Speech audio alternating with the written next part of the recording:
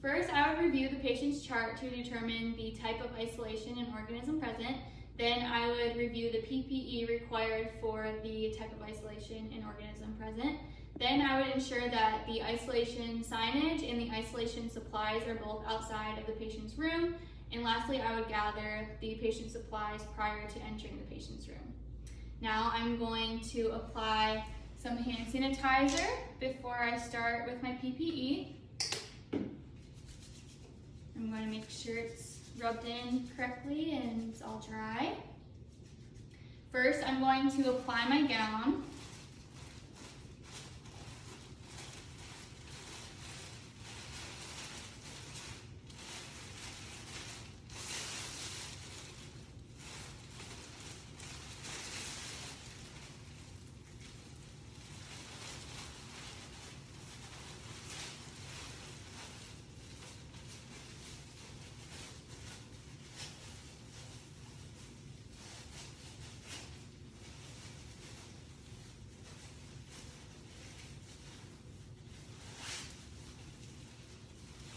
Next, I'm going to apply my mask,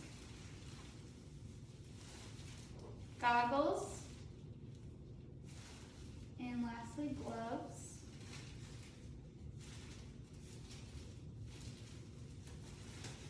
Making sure that the gloves are over the wrist.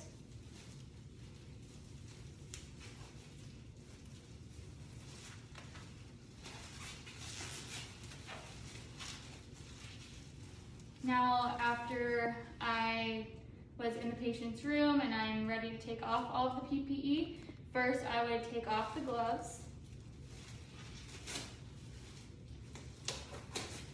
discard those, then I would take off my gown,